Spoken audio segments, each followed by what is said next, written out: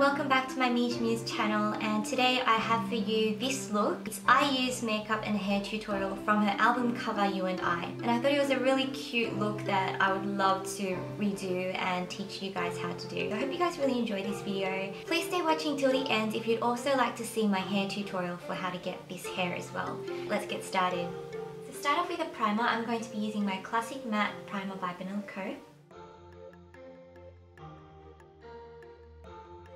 Make sure to get on the sides of your nose and around your mouth really well, because those are usually the places where your foundation can get a bit weird. Then take a foundation or a BB cream of your choice and mix it together with an illuminating cream so that your face will have a glowy finish. I'm going to be using my Holika Aqua Petite Jelly BB cream with the MAC Strobe cream, and I'll just be mixing it with a ratio of 1:3. Take it and blot it all over your face. And concentrate it on the areas where you need the most coverage. I'm just going to use my sponge to blend it in. And if you're actually sort of blending it across your face like this, make sure that you're blending in the direction of your hairs, preferably downstrokes. So just make sure that's really well blended into your hairline and also down to your neck as well. So now the skin is finished, I'm going to do a close-up to my eyebrows and then go onto the eyes and come back out onto the face again. So to start with the brows, Eyebrow has very sort of natural soft brows, and her hair's black, so her eyebrows are a dark shade of brown, but because my hair is brown, I'm going to have to go with what suits me. But if you have dark hair, try to go for a dark brown colour. I'm going to be using Buck from the Naked One palette on this little fluffy eyeshadow brush. Tap off the excess, and what I'm going to do is I'm going to sweep it across my brows very lightly in a straight line from the front to the back, and if possible make the lines sort of slant kind of downwards as you do it, because I use brows in that image looks kind of like a little bit raised towards the front. It's actually a good idea to brush it not just that way but also in this way, so that it gets into all of these little empty spaces that might have been left out. Try to line the bottom of your eyebrow as straight as possible, kind of making it a little bit thick.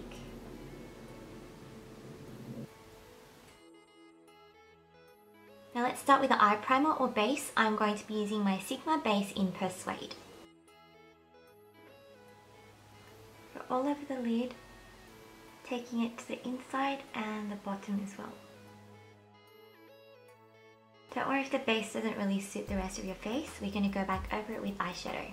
Now it's time to go in with a highlight colour, but it could be any colour that's of this kind of shade, like a creamy white texture.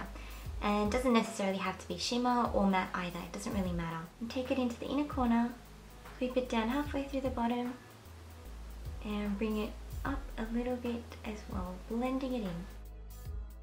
Taking it a little bit above your crease, your double eyelid fold. Or if you don't have a double eyelid fold, just take it up so that when you open your eyes you can slightly see it. Now I use eyeshadows that are very subtle, so what I'm going to do is grab a light pink eyeshadow and sweep it across the entire eyelid to create a slightly innocent look. So layer it softly over the entire eyelid. Take it to the bottom as well.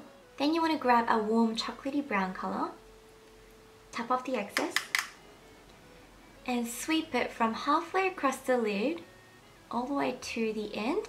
If your eye was to continue up that line, stopping right at that area there. And you don't want to do too much of a dark eyeshadow here. You want to concentrate it just where your lid fold is or where your eye socket goes in, like so. Since I have hooded eyelids, when I close my eyes you can see the shadow, but once I open it, it kind of hides. So what I'm going to do is I'm going to take it a little bit higher than I usually take it, so probably about 2 times the height of my eyelid crease. I'm just going to take my finger and smudge it a little bit so that it's blended in. Then take that chocolate brown again on an angled liner brush. This is my Sigma small angle brush. Tap off the excess, and you want to apply this just on the outer half of the bottom part of the eye. So sweeping it in.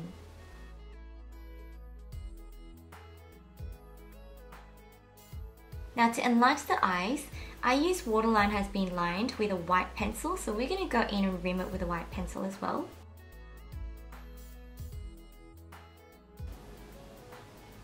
Like so. And what we're going to do is line the actual lash line just at the front so it opens up the eye a little bit more. Just at the front of the eye like so. Now we're going to curl our eyelashes. You don't need to do this if your lashes are naturally curled already. And make sure to curl all the way down to the ends of your lashes. Next, take a brown pencil eyeliner of your choice and tightline your upper eyelashes. Then simply line your eyes in a very thin line. And stop at the ends of your eye, don't wing it out too much.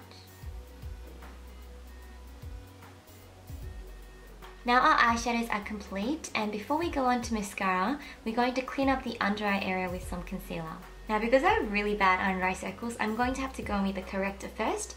This is my Bobbi Brown Sand Concealer, which acts as a corrector for me because it's the opposite colour of my bags, which corrects the tone. So I'm just gently dabbing it in with my ring finger. Then I'm going to brighten the entire area with my Bare Minerals Stroke of Light Eye Brightener. And just draw a line across, line down, an isosceles triangle, and then just blend it in. I'm using my MAC 217 brush to blend it in very gently. And bring it up all the way across to the sides of the eyes as well. I'm going to double check that my eyelashes are curled and my curls have not fallen. Then we're going to apply 1 or 2 coats of mascara. I'm going to be using my Clio Twist Up waterproof one for volume and curling, and that's for my top lashes. You can't really see I use eyelashes very significantly in this look, so we're not going to bother with doing falsies, although there are a number of her looks that do include falsies, but this one doesn't seem to emphasize her eyelashes. I suppose this look is supposed to give a bit of an innocent look, but not too much of a cute look. There's a little bit of an emphasis on mystery and a bit of solemnness in that album. So I think that's why they chose to forfeit on all of those sort of dolly looking eyelashes. Just going to comb through my lashes to make sure there's no clumps. And you can use the same mascara for your bottom lashes, but I'm going to be using my Cat's Wink mascara from Tony Moly. So clean up the entire area with a sponge. And if possible, go back over that entire under eyelid area with some kind of really finely milled powder. It's a nice yellow powder to conceal against any purpleness of the under eye area. Now, one tiny amendment to the eyes I'm going to make is the corner of your eyeline should be sort of drooping down, because if you see I use eyes, her eyes sort of droop down on the side, so I'm going to amend it a little bit by bringing it down a bit and connecting it to that bottom line.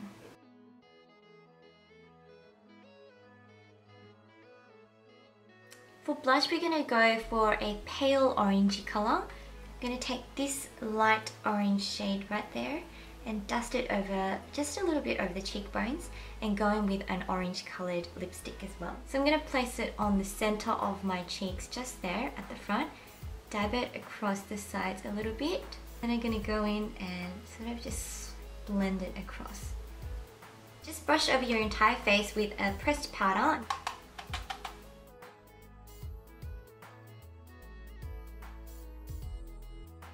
And to finish off the look, we're going to go in with an orange lip stain or lip tint. And I'm going to be using my current favourite lip stain by Napoleon Set called Gloss and Go Duo. And this is in Palm Beach. It's such an amazing product. It really lasts for a long time. I'm going to go in with the lip stain side first. Now, I's lips don't seem to be this orange, so I'm going to mute it just a little bit with the foundation that's left on my sponge.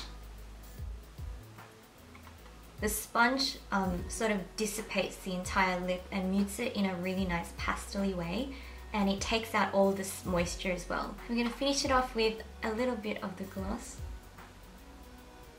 Now Ayu's hair is basically 2 ponytails, but her hair is a little bit wavy, so we're going to go ahead and wave our hair with a straightener, or if you want to use one of those tongs you can do that as well. And that's just going to add a little bit more life and volume. I'm just going to start by curling the top part of my hair. Bring it down all the way very slowly. Hold it and let it go. Take another big section of your hair and do the same thing. Curl it outwards and slide it down your hair away from your face.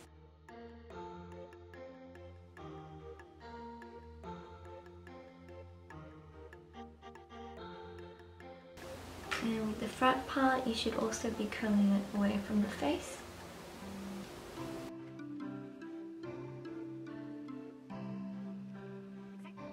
There we go, we've got our waves on this side. Just do the same thing on that side. I'm going to start with my fringe. Pull it away from my face, pull it down diagonally, very slowly.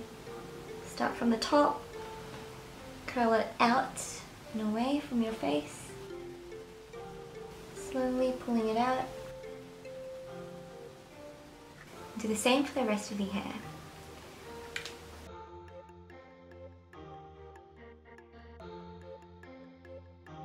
Now because her hair is actually quite voluminous, if your hair is a little bit flat, just do what I usually do.